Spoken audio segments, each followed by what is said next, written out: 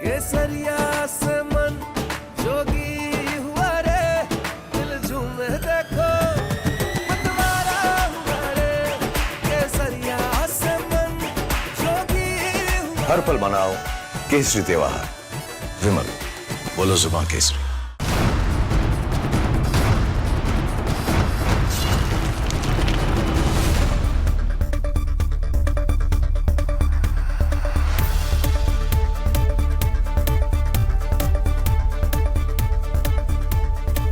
नमस्कार, बहुत स्वागत है आपका। आप देख रहे हैं प्रहार, आपके साथ मैं हूं सलोनी श्रीवास्तव अजमेरा। और प्रहार में सबसे पहले बात कांग्रेस पार्टी की कुर्सी की उस भूख की जिसके लिए अब हर लक्ष्मण रेखा पार की जा रही है। पहले देश के नेतृत्व को कटघरे में खड़ा किया गया, हर फैसले पर शक, हर कदम पर सियासत होती रही।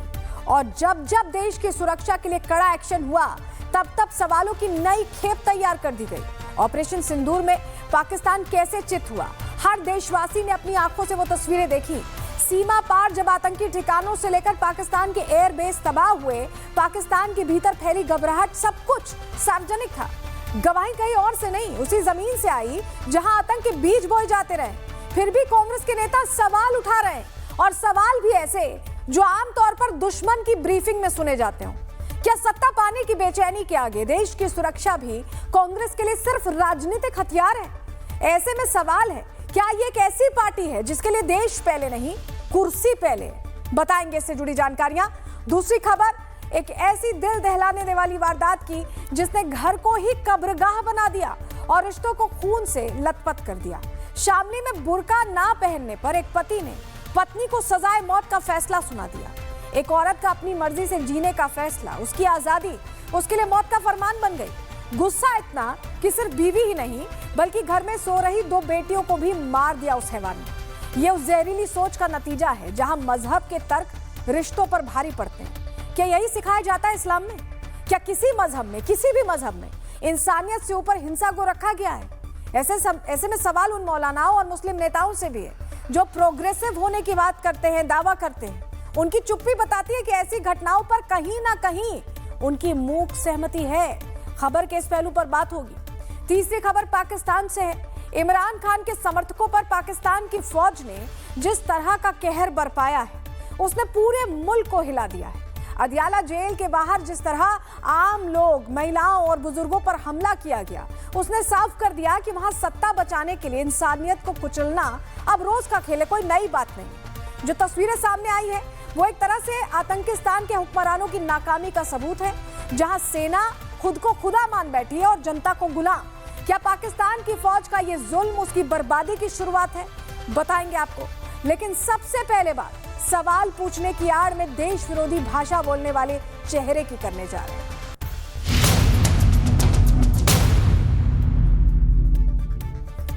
तो चलिए प्रहार की शुरुआत करने जा रहे हैं और आज सबसे पहले आपको बताएंगे कि कैसे सत्ता की चाह में कांग्रेस पार्टी इस स्तर पर आ चुकी है कि भारत के शौर्यवान सेना पर ही सवाल खड़े कर रही है। और इन सब के बीच राहुल गांधी चुप है। राहुल की यही चुप्पी कांग्रेस पर किस तरह भारी पड़ने वाली है, पूरी खबर बताएंगे। लेकिन सबसे पहले आपको जरा तस्वीर दिखा देते हैं। आप ये तस्वीर देखिए, जहां प्रधानमंत्री इथियोपिया पहुंचे तो मुल्ला मुनीर और शहबाज की बेचैनी बढ़ गई। ये नए भारत की वो शक्ति है जिसे आज पाकिस्तान आंखें फाड़ फाड़ कर देख रहा है। प्रधानमंत्री मोदी के स्वागत में पूरा इथियोपिया किस तरह उत्साहित था, तस्वीरें इसका सीधा सबूत है।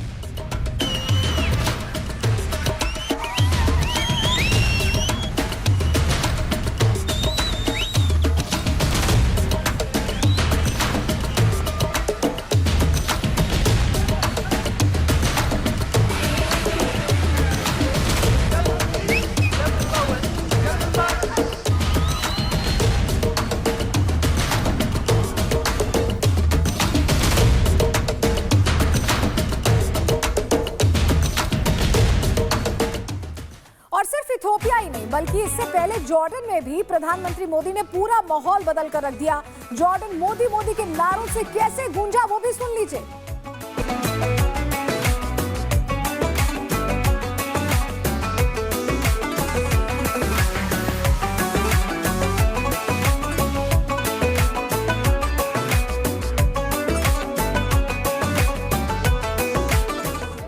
और देश के अंदर अंदर जो है वंदे मातरम के नाम पर मुंह सिल लेने वालों को ये तस्वीर जो मैं अभी दिखा रही हूँ, ये तस्वीर जरा गौर से देखनी चाहिए, सुननी भी चाहिए, क्योंकि इथियोपिया के अंदर वंदे मातरम का गीत गूंज रहा है। मोदी के सामने इथियोपिया भी वंदे मातरम गीत गाने लगा।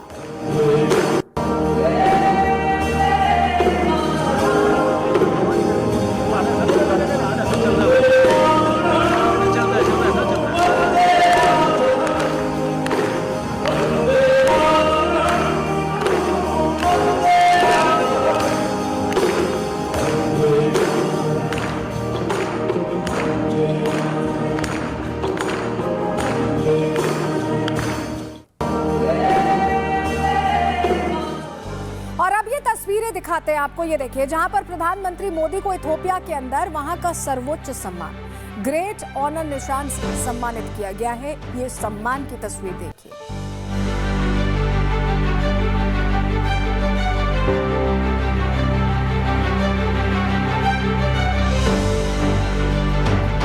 अब एक तरफ प्रधानमंत्री मोदी को सम्मानित किया जा रहा है और दूसरी तरफ भारत की ताकत किस कदर बढ़ रही है, इस तस्वीर को भी आप गौर से देखिए, जहां इथियोपिया के अंदर एक इमारत को तिरंगे से सजा दिया गया। देखिए कितना खूबसूरत लग रहा है, तिरंगे से सजी हुई ये इमारत इथियोपिया में है।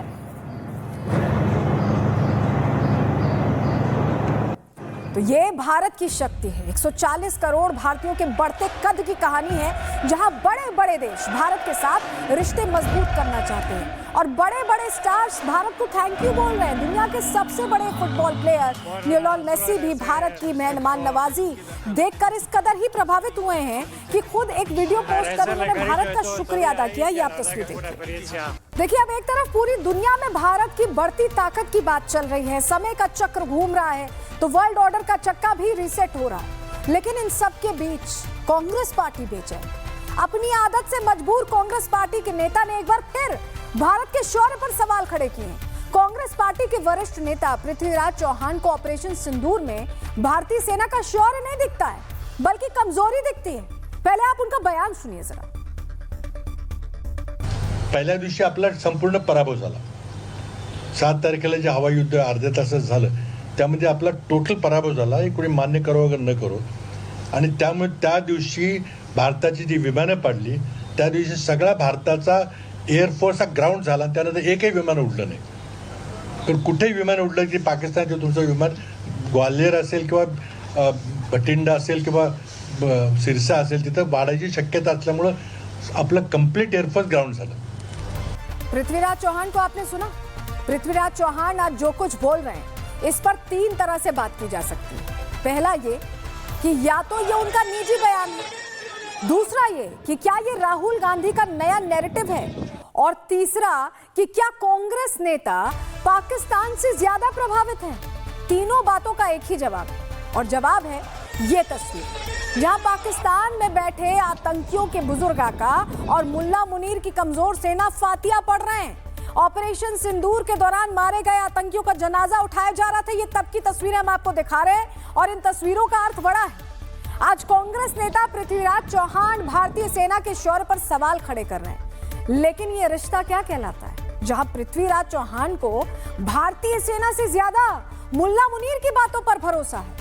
अब अगर पृथ्वीराज चौहान को पाकिस्तान पर ज्यादा भरोसा है, तो चलिए वहीं के एक आतंकी के रोने की बिलबिलाने की आवाज भी उनको सुनवाते हैं। सुन ले पृथ्वीराज चौहान, जो खुद बता रहा है वो आतंकी कि कैसे ऑपरेशन सिंदूर के दौरान मौलाना मसूद का परिवार टुकड़े टुकड़े हो गया। ये गवाही वहां से आई है, सुनवा रहे। मौलाना मसूद अजहर की पत्नी को भावलपुर के अंदर मौलाना मसूद अजहर की फैमिली के लोग, बहने और बेटे और बच्चे रेजा रेजा हो गए, टुकड़ों में तकसीम हो गए। पत्नी को भावलपुर के अंदर मौलाना मसूद अजहर की फैमिली के लोग, बहने और बेटे। और ये कोई भूल चूक वाला मामला नहीं है, बल्कि कांग्रेस पार्टी के ऐसे कई नेता हैं जो पाकिस्तान की ही भाषा बोलते रहे। ऐसे नेताओं की एक लिस्ट आज हम बना कर लाए।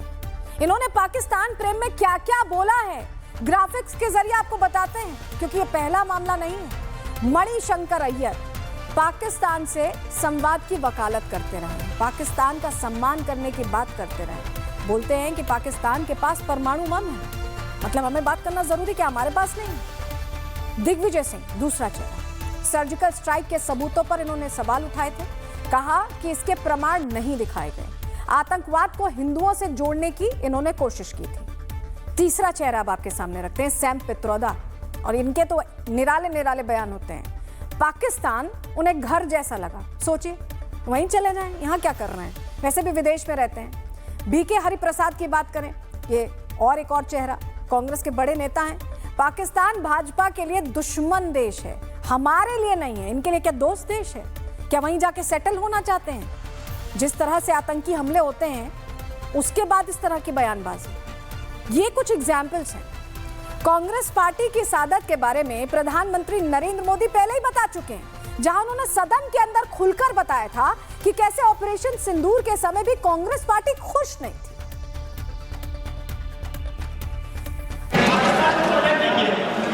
आदरणीय अध्यक्ष जी, दुनिया का समर्थन तो मिला, दुनिया के देशों का समर्थन मिला, माननीय, लेकिन ये दुर्भाग्य है कि मेरे देश के वीरों के पराक्रम को कांग्रेस का समर्थन नहीं।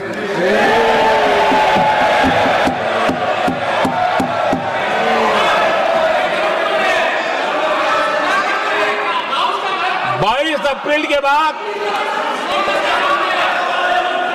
22 अप्रैल के आतंकी हमले के बाद 3-4 दिन में ही ये उछल रहे थे। देखिए, प्रधानमंत्री नरेंद्र मोदी ने कांग्रेस पार्टी को सदन में एक्सपोज किया, तो वहीं सेना के शौर्य पर सवाल खड़े करने वाले कांग्रेस नेता को सेना के पूर्व अधिकारी क्या जवाब दे रहे हैं, उनको भी सुनिए। महाराष्ट्र के पूर्व मुख्यमंत्री पृथ्वीराज चौहान तो राहुल गांधी से भी झूठ बोलने में कई कदम आगे निकल गए। ये कहते हैं कि 7 मई को पहले आधा घंटे में ही भारत हार गया था पाकिस्तान से।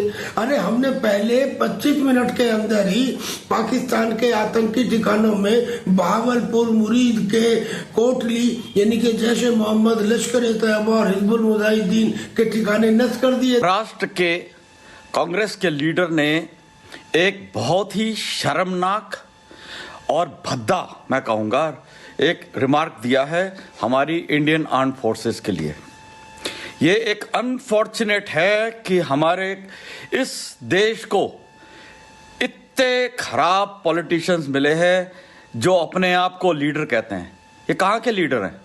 इनके पास कोई वजूद नहीं है। आज अकेले अपने दम के ऊपर इनको इनके खुद फैमिली वाले वोट नहीं डालेंगे, पैसे के दम के ऊपर वोट लेते हैं और उसी के क्या कर रहे हैं। पृथ्वीराज चौहान भारतीय सेना की ताकत को शायद समझ नहीं पाए। नए भारत में यह सेना और ज्यादा मजबूत हुई है। आज पाकिस्तान हमारे लिए एक नालायक बेटे की तरह है, जिसे हम जब चाहेंगे, जितना चाहेंगे उतना मारेंगे। फिलहाल आपको भारत की बढ़ती ताकत के बारे में बता देते हैं। डिफेंस एक्सपोर्ट्स में मनमोहन सरकार के 10 साल में कुल 4,312 करोड़ रुपए था। वहीं मोदी सरकार में 10 साल यानी 2014 से 2024 के बीच 88,319 करोड़ रुपए हो चुका है, यानी 21 गुना बढ़ोतरी हुई है। ये जो फर्क है आप इसे समझिए।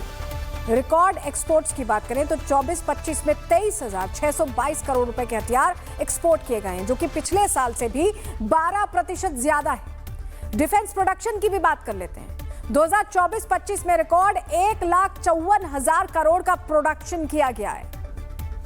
इंडिजिनस प्रोडक्शन की बात करते हैं, यानी भारत में बनने वाला, 2014-15 में 46,429 करोड़ से बढ़कर 23-24 का आंकड़ा आपके सामने रखें, ये 1,27,434 करोड़ रुपए तक पहुंच गया, यानी 174% की बढ़ोतरी इंडिजिनस प्रोडक्शन में। अब एक तरफ हथियार का निर्यात बढ़ रहा है तो वहीं हथियार आयात में कमी आई है। साल 2015 से 19 की तुलना में 2020 से 24 में 9.3% की कमी आई है, और ये कमी आई है मेक इन इंडिया की वजह से। अब पृथ्वीराज चौहान जी को डिफेंस बजट के बारे में भी जानना चाहिए। साल 2013-14 में 2,53,000 करोड़ रुपए से बढ़कर 25-26 में ये 6,81,000 करोड़ तक पहुंच चुका है। तो ये जो फर्क आप देख रहे हैं डिफेंस बजट का, ये बताता है कि भारत किस हिसाब से आगे बढ़ रहा है। 13-14 से 25-26 का जो आंकड़े में फर्क आप देख रहे हैं, करोड़ों का फर्क है। और यही करोड़ों का फर्क भारत की मजबूती को दिखा रहा है, भारत की प्रतिबद्धता को दिखा रहा है। ये नए भारत की ताकत है जिसका एहसास कांग्रेस पार्टी को भी है। लेकिन सत्ता की चाह में लाइन क्रॉस करने वाली कांग्रेस अब इतना ज्यादा आगे बढ़ चुकी है कि शायद विचारधारा के मामले में बॉर्डर ही क्रॉस कर चुकी है। और यही वजह है कि कांग्रेस पार्टी के नेता अब पाकिस्तान की बोली बोल रहे हैं, जिस पर अब सियासत तेज हो चुकी है। अब उनका इन चीजों से उनका कहीं कोई इलाज नहीं है। उनको कांग्रेस पार्टी अगर चाहती है 2-4 वोट उनको पड़ती रहे, नहीं तो वो भी जाएंगे उस काम से ना, हॉस्पिटल में भर्ती कराएं और बड़े करंट के शॉक उनको दिलवाने पड़ेंगे, नहीं इनका काम वो चौपट कर देगा। जो कुछ भी हुआ सबके सामने है। पहले दिन के अटैक के बाद ही मसूद अजहर ने कह दिया था कि इससे अच्छा तो मैं भी मर गया होता। ये सब चीजें कांग्रेस को बहुत तकलीफ पहुंचाती है। जितने एयरबेस उड़े वो भी सबके सामने है। बाद में उन्हीं लोगों ने टेंडर डाला कि भाई हमारा एयरबेस उड़ चुका है, अपना ठीक करो। दूसरी तरफ पाकिस्तान ने जो कहा कि उन्होंने आदमपुर हवाई अड्डे को नुकसान पहुंचाया था, S-400 को हमने उड़ा दिया, और युद्ध समाप्त होने के अगले दिन ही माननीय प्रधानमंत्री जी आदमपुर बेस जाते हैं, उसी S-400 के सामने भाषण देते हैं जिसको उड़ाने की बात पाकिस्तान ने कही थी। दिक्कत क्या है, भारत की जनता प्रधानमंत्री जी पर विश्वास करती है और कांग्रेस पाकिस्तानी आर्मी पर विश्वास करती है। मुख्यमंत्री रहे महाराष्ट्र के, केंद्रीय मंत्री रहे, मैंने उनका ऐसा कोई बयान नहीं सुना है, और जब तक मैं उनसे सुन न लूं मैं उस पर कोई प्रतिक्रिया नहीं दूंगा। मैं सिर्फ इतना कहूंगा, मैं भारत की सेना का पराक्रम का पूरा देश ऋणी है। देखिए, कांग्रेस पार्टी की हताशा, निराशा, उनका प्रलाप और विलाप ये पूरे देश की जनता देख रही है, पूरी दुनिया भी देख रही है। ऑपरेशन सिंदूर पर प्रश्न चिन्ह करना, वो भाषा बोलना जो पाकिस्तान की सेना बोलती है।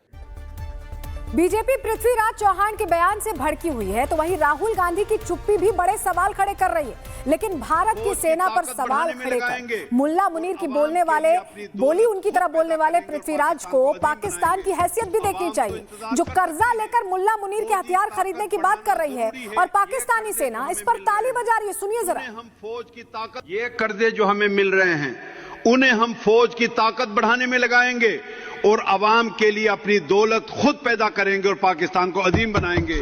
अवाम तो इंतजार कर सकती है, फौजी ताकत बढ़ाना जरूरी है। ये कर्जे जो हमें मिल रहे हैं उन्हें हम फौज की ताकत बढ़ाने में लगाएंगे और अवाम के लिए अपनी दौलत खुद पैदा करेंगे और पाकिस्तान को अजीम।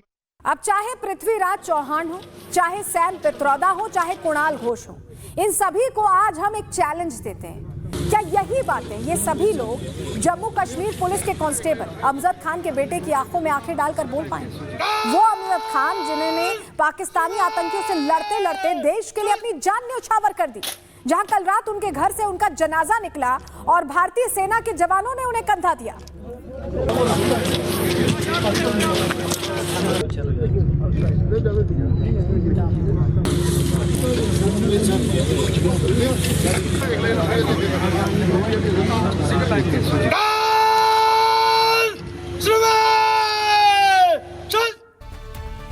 लेकिन अब पाकिस्तान की बोली बोलने वालों के लिए भी बुरी खबर है, क्योंकि पूरी दुनिया पाकिस्तान के इस आतंकी चरित्र के खिलाफ एक साथ खड़ी हो रही है। प्रधानमंत्री मोदी से लेकर नेतन्याहू और नेतन्याहू से लेकर डोनाल्ड ट्रंप तक अब इन आतंकियों को खदेड़ने की तैयारी कर ली गई।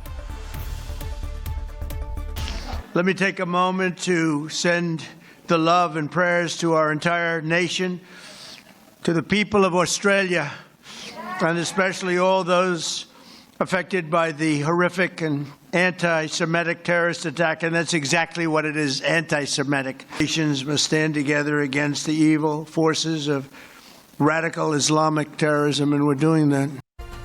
अब एक तरफ डोनाल्ड ट्रंप इन आतंकियों पर बरसने की बात कर रहे हैं, तो वहीं दूसरी तरफ भारतीय सेना रूस के साथ युद्धाभ्यास कर रही है। और ये तस्वीरें मुनीर को अपनी कुर्सी छोड़कर खड़ा होने पर मजबूर कर देने के लिए काफी हैं। आपको जरा तस्वीर दिखा दें।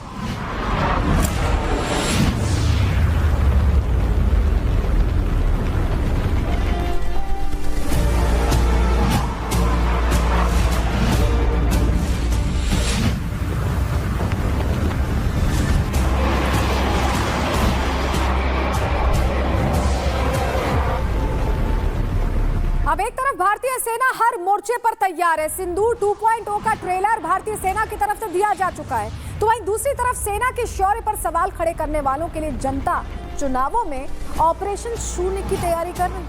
रिपोर्ट देखिए।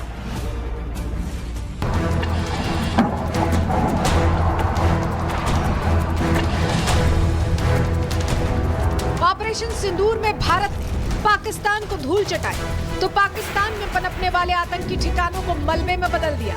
ये मलबा इस बात का सबूत था कि पाकिस्तान के अंदर आतंकी इरादों की फसल उगाई जाती है।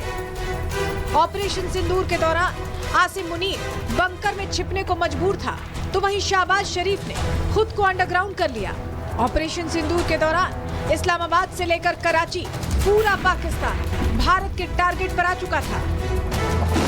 ये वो हकीकत है जो पूरी दुनिया जानती है, लेकिन अपनी आदत से मजबूर कांग्रेस पार्टी को इसके लिए भी सबूत चाहिए थे। इस बार भारतीय सेना के शौर्य के सबूत की वो तस्वीरें थीं, जहां पाकिस्तानी एयरफोर्स के हैंगर्स और आतंकी ठिकानों से धुआं उठ रहा था।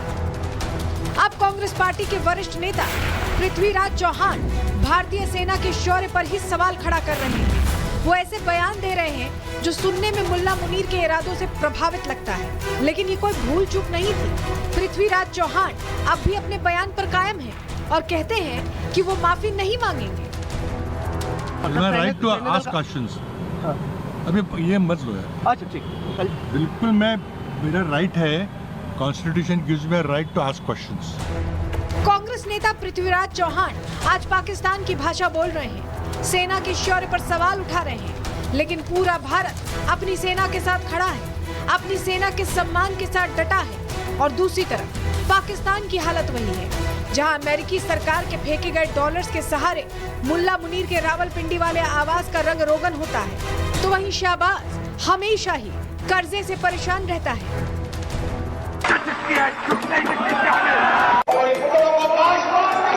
पाकिस्तान अजीम बनेगा, अजीम बनेगा। हम पाकिस्तान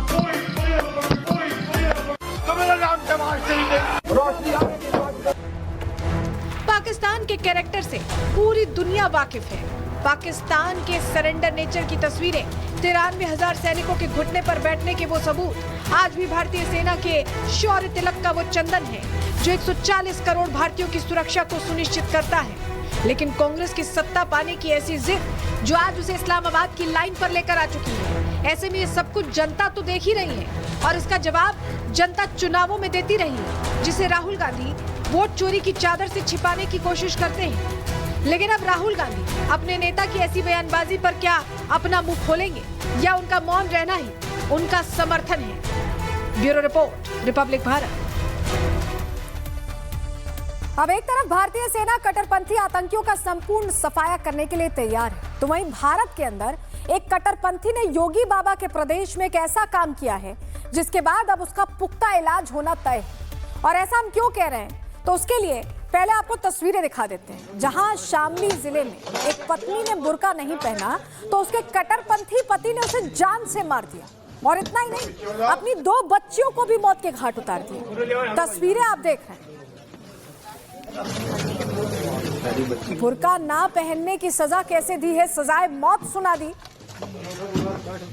क्या पहनना है इसकी आजादी भी उस महिला को नहीं पहना बुर्का तो उसे मार दिया गया और घर में ही गड्ढा खुदवाकर उसी में डाल दिया गया। पूरी खबर क्या है, ग्राफिक्स के जरिए आपको बताते हैं हुआ क्या है शामली में। शामली जिले के गढ़ी दौलत गांव की यह घटना है।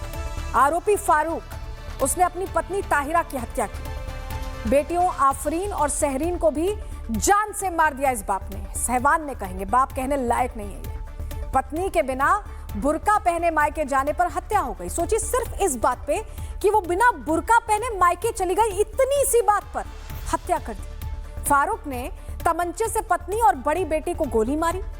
छोटी बेटी की नींद खुल गई तो उसकी गला घोंटकर हत्या कर डाली। शवों को घर के आंगन में ही 7 से 9 फीट गहरे गड्ढे में दफना दिया। ऊपर ईंटों का फर्श बिछा दिया। लापता होने की शिकायत पर पुलिस ने जब फारूक से पूछताछ की, कड़ी पूछताछ की, तो फारूक ने जुर्म कबूल किया। पुलिस ने खुदाई करके तीनों शव बरामद किए हैं। हत्या में इस्तेमाल तमंचा और कारतूस भी जब्त कर ली गई है। अब इस पूरे मामले को लेकर आरोपी की मां क्या कह रही है, उन्हें भी सुनो। फारूक किस मिजाज का शख्स था? क्योंकि जैसा कि उसने पुलिस को भी बताया कि बुर्का नहीं पहनने से बहुत नाराज हो गया, कभी ऐसे अनबन करता था कपड़ों को लेके भी वो? जी वो पर्दे से मैं रखा था, बुरखे से मैं अंदर रहती, बाहर नहीं आती, बच्चे बुच्चे आ जाते हैं, कोई बाहर का काम इतना हमारे साथ रहा ठीक हम कर देते, हमारे साथ लड़ाई कर रखी थी साल से वजह बनते हैं। आप लोगों से बात नहीं होती थी? ना बाप से ना अम्मी से, बच्चे थे मेरे पास आ जाते, कोई चीज की तमन्ना थी ले जाते दे दो। हाँ तो जब जैसे उनकी पत्नी और दोनों बेटियां जो हैं वो गायब हो गई, उसने तो दफना दिया, लेकिन परिवार को या आस पड़ोस में किसी को भनक नहीं लगी, तो आप लोगों ने पूछा आखिर कहाँ है वो लोग, आ नहीं रहे हैं, क्या जवाब मिलता था? बच्चों ने बताया मेरी अम्मी, मेरा हम घर बनाओगे, मेरी अम्मी ने शामली वो लेकर किराए पर कमरा वहाँ छोड़ दी। मतलब आप कट्टरता का आलम देखिए, जहां एक पति अपनी पत्नी को सिर्फ इसलिए मार देता है क्योंकि वो बुर्का पहनने से इनकार करती है। ऐसे में सवाल तो ये उठता है कि क्या बुर्के के नाम पर ऐसी बर्बरता पर लोग क्या जवाब देंगे? जमीन से ग्राउंड रिपोर्ट आपको दिखाते हैं क्या कहा है वहां लोगों ने। एक सन की पति ने अपनी पत्नी, उसकी पत्नी ने बुर्का नहीं पहना था और इसी से नाराज हो करके बिना बुर्का के वो मायके चली जाती है।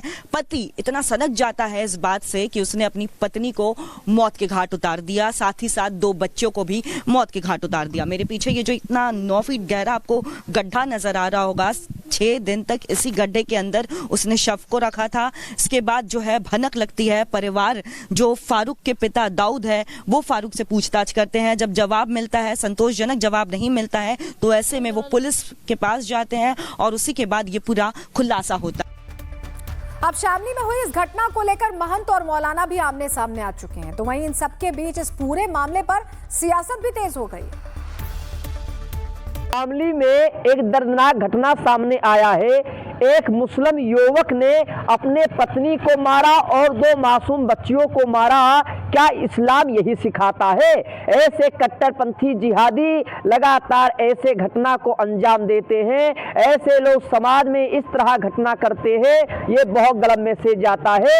ऐसे हैवानों को सीधे फांसी होनी चाहिए। जाहिल है, उसे पता नहीं है कि बीवी के क्या हुकूक होते हैं, वो जाहिल जानवर है। ऐसे जाहिल जानवरों के लिए आप सवाल पूछ रहे हो मेरे से? किस तरह की कार्रवाई की मांग आप करेंगे? उसके सख्त कार्रवाई होनी चाहिए। अपनी पत्नी को और 2 बच्चियों की हत्या कर दी है क्योंकि उन्होंने हिजाब यानी पर्दा नहीं किया था। इस्लाम मजहब को ऐसे ही लोग बदनाम कर रहे हैं। इस्लाम मजहब में ये है कि ला इकराह फिद्दीन, दीन में कोई जबर नहीं है। और आप जानते हैं, जिस वक्त भारत के शामली में एक महिला को सिर्फ इसलिए मार दिया गया क्योंकि उसने बुर्का नहीं पहना था, तो वहीं इस वक्त स्पेन की रीजनल संसद में एक सांसद ने अपने चेहरे से बुर्का हटा दिया। आप देखिए तस्वीर।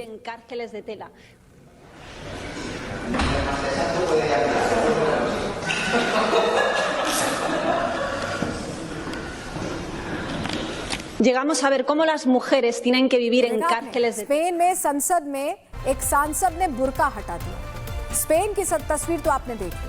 अब आपको जरा ये ईरान की तस्वीर दिखा रहे हैं, जहां एक महिला ने तंग आकर अपने सर से हिजाब हटा दिया और सीधे कह दिया कि वो हिजाब नहीं पहनना चाहती।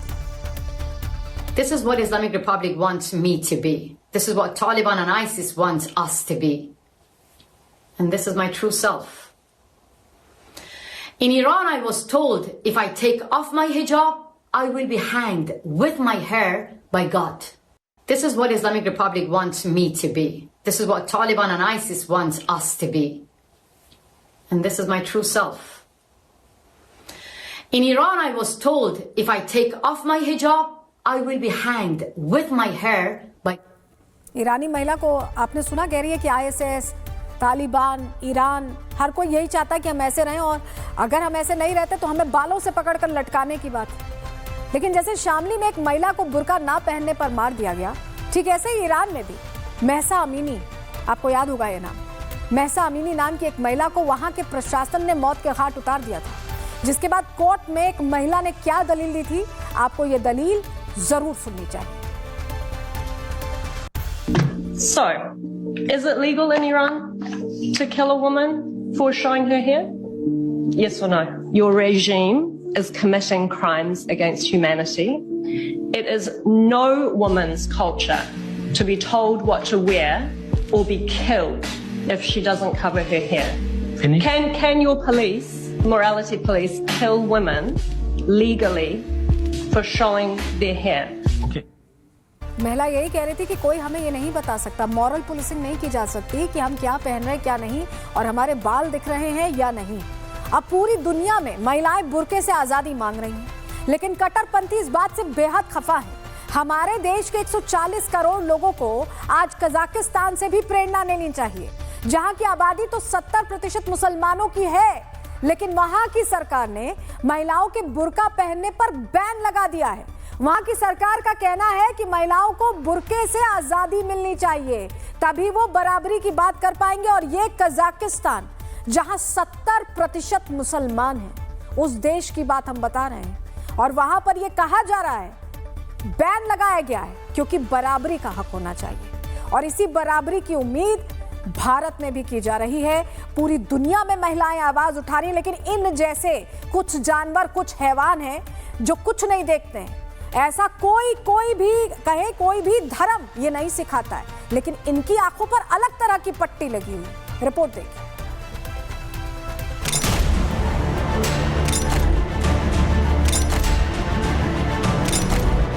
शामली के इस घर की दीवारों के भीतर जो खौफनाक कहानी दबी है, उसने पूरे इलाके को सन्न कर दिया। सामने आई वारदात ने रिश्ते, भरोसे और इंसानियत तीनों को शर्मसार कर दिया। एक पति ने बुर्का ना पहनने को अपनी बेइज्जती मानते हुए पत्नी और 2 नाबालिग बेटियों की निर्मम हत्या कर दी, और तीनों के शव घर के आंगन में बने सेप्टिक टैंक में दफना दिए। ये सनसनीखेज मामला कांडला थाना क्षेत्र के गांव गढ़ी दौलत का है। गांव निवासी फारूक, जो एक होटल में रोटी बनाने का काम करता था, अपने पिता और भाइयों से अलग मकान में परिवार के साथ रहता था। बाहर से सामान्य दिखने वाला ये शख्स अंदर से जिहादी था, जानवर था। फारूक, जिसकी पत्नी और बच्चे गायब थे, उससे उन लोगों ने सख्ती से पूछताछ की, और उसने बताया कि मेरी पत्नी 1 महीने पहले, चूंकि मैं गरीब था और हमारी शादी मंसूरपुर मुजफ्फरनगर में हुई थी, वो हमसे कुछ पैसे मांग रही थी। इसको लेके हमारा विवाद हो गया था, और बिना वो बुर्का और नकाब के अपने मैके चली गई अपनी छोटी बच्ची को लेकर के। पुलिस जांच में सामने आया, बुर्का पहनने और पर्दे में रहने को कहता था। पत्नी इस सोच से सहमत नहीं थी। इसी बात को लेकर दोनों के बीच तनाव था। फारूक इसे अपनी बदनामी मानने लगा था। गुस्से और कट्टर सोच में डूबे फारूक ने हत्या की पूरी योजना पहले ही बना ली थी। उसने कैराना से अवैध तमंचा और कारतूस खरीदे और घर के आंगन में सेप्टिक टैंक खुदवाया। इसी दौरान पत्नी ताहिरा मायके गई हुई थी, जिसे उसने बहाने से वापस बुला लिया। फारूक ने ताहिरा को चाय के बहाने जगाया और गोली मारकर उसकी हत्या कर दी। गोली की आवाज सुनकर दोनों बेटियां नींद से जाग गई। बड़ी बेटी को गोली मार दी गई और छोटी बेटी सहरीन का गला घोंटकर उसकी जान ले ली। पिता का दिल नहीं पसीजा और माँ बेटियों की चीखें उसी घर में दफन हो गईं, जहां उन्हें सबसे ज्यादा सुरक्षित होना चाहिए था। Bureau report, Republic Bharat. अब क्योंकि कबूलनामा सामने आ गया, इस शख्स का एसएमएस का पूरा हिसाब होगा और अब जागने की जरूरत है। उन पुरानी बेड़ियों को तोड़कर आगे बढ़ने की जरूरत है, यह खबर हमें ये बताती है। आगे बढ़ रहे हैं, बात पाकिस्तान की कर लेते हैं, जहां पर मुनीर जहरीले जुल्म पर उतर आया है। अदियाला जेल के बाहर उसने ऐसी नापाक हरकत को अंजाम दिया कि उसके खिलाफ जंग और तेज हो चली है। अब हथियार लेकर पाकिस्तान के पठान मुनीर को ढूंढ रहे हैं और उसे मारने की तैयारी कर रहे हैं, क्योंकि एक तरफ कोठरी में इमरान को प्रताड़ित किया जा रहा है, तो दूसरी तरफ जेल के बाहर इमरान की बहनों पर केमिकल से अटैक हो रहा है। फील्ड मार्शल का जुल्म बढ़ता ही जा रहा है। आप तस्वीरें देखिए, अदियाला जेल के बाहर कल देर रात वाटर कैनन का इस्तेमाल हुआ, जिससे कई लोगों की तबीयत बिगड़ गई है। ये पानी फेंक दिया गया और ये प्रेशर के साथ ये भगा दिया। ये देखे कारकुनों पे सीधी पानी वाटर कैनन। जहरीला पानी पड़ने से पीटीआई समर्थकों और नियाजी की बहनों का क्या हाल हुआ है, वो भी आपको दिखा देते हैं। ऐसा पानी इन्होंने मारा, उसके पूरा बदन जल रहा है, बदन जल रहा है भाई, बदन जल रहा है। आंखों भी काम शुरू किया। ये देखें, इतना गंदा जहरीला पानी था। इतनी इन्होंने केमिकल डाला, वो इतनी जोर से चुभ रहा है इस वक्त।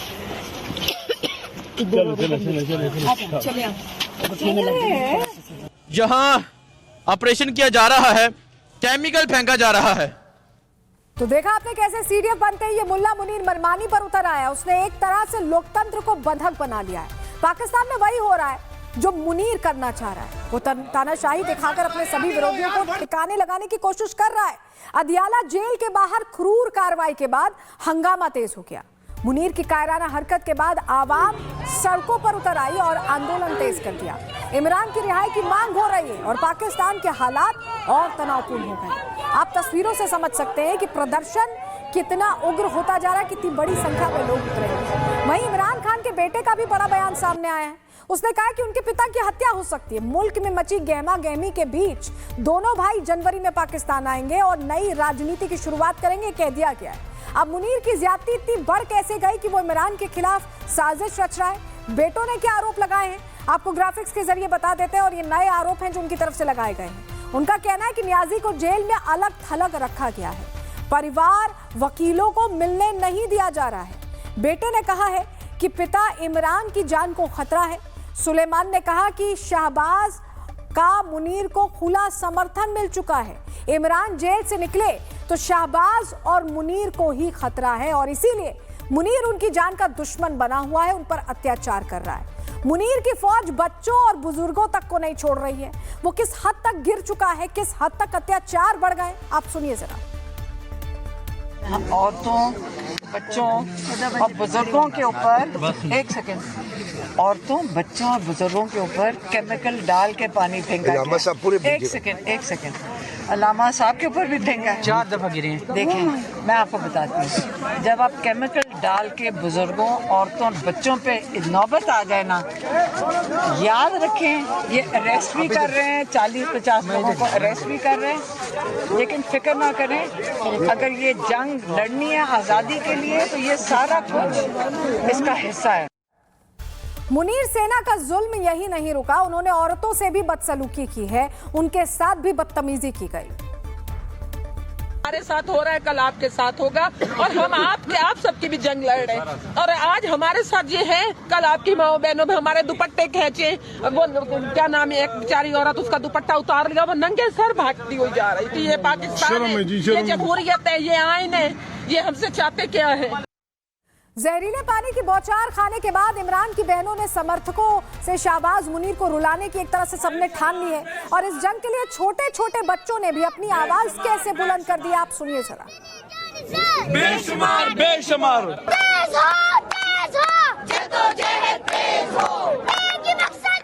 वहीं न्याजी की रिहाई पर उनकी बहनों ने साफ कर दिया है कि ये तो 1 मिनट का खेल है, वो कब जेल से बाहर आ जाएंगे किसी को पता भी नहीं चलेगा।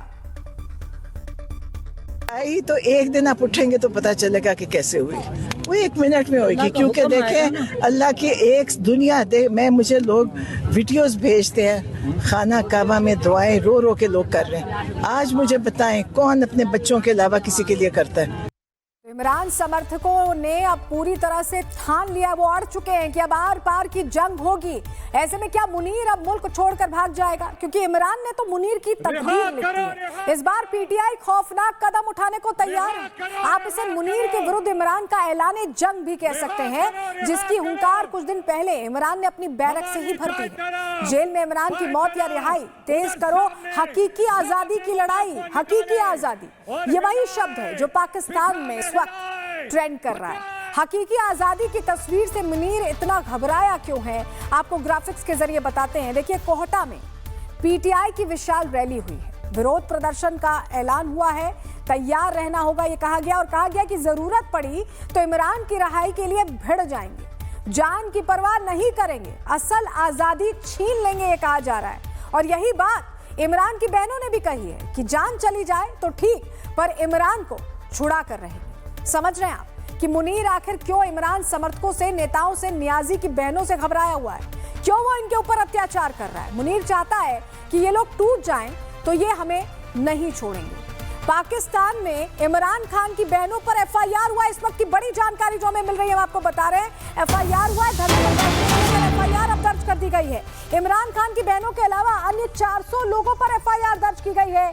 अदियाला जेल के बाहर धरने पर बैठी थी इमरान की बहनें, जो तस्वीर हमने आपको दिखाई जहां वाटर कैनन का इस्तेमाल हुआ और कहा गया कि उसमें कुछ केमिकल मिलाया गया था।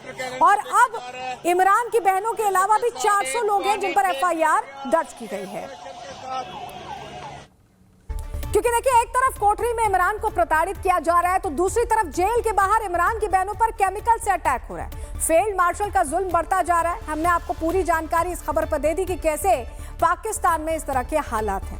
आंदोलन तेज है, इस पर हमारी नजर रहेगी, लेकिन आगे बढ़ रहे हैं। अब बात उस शादी की कर लेते हैं जो शादी नहीं, ऐसा लगा कि पैसों का शोषा दिखाया जा रहा था।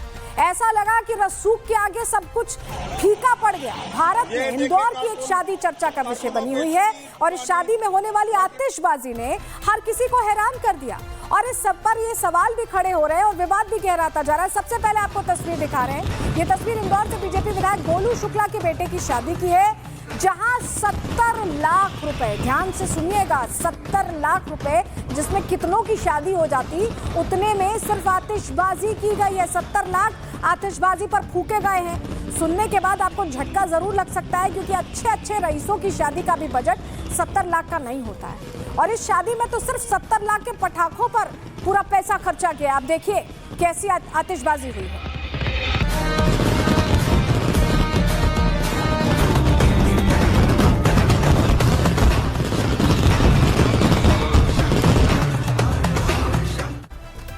खुद को सनातनी छवि वाले नेता के रूप में पेश करने वाले गोलू शुक्ला के बेटे इस शादी पर, अब इनकी शादी पर सवाल उठ रहे हैं। विधायक गोलू शुक्ला हैं, लेकिन पिताजी के नाम पर उनके बेटे कानून को हाथ में लगातार लेते रहे। एक तरफ आतिशबाजी को लेकर वो सवालों के घेरे में, तो दूसरी तरफ उनके बेटे ने नियमों को ताक पर रखने के कानून की धज्जियां कैसे उड़ाई। देखिए, प्रोटोकॉल तोड़कर खजराना मंदिर है ये, खजराना गणेश मंदिर, जहां पर इजाजत नहीं है ऐसे जयमाल करने की, वो इस तरह से जयमाल करते दिखाई दे।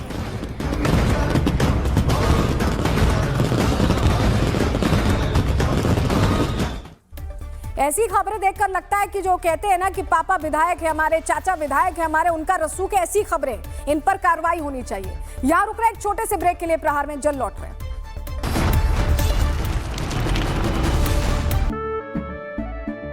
केसरिया से मन जोगी हुआ रे, दिल झूमे देखो मतवारा हुआ रे, केसरिया से मन जोगी हुआ। हर पल मनाओ केसरी त्योहार। विमल, बोलो जुबान केसरी।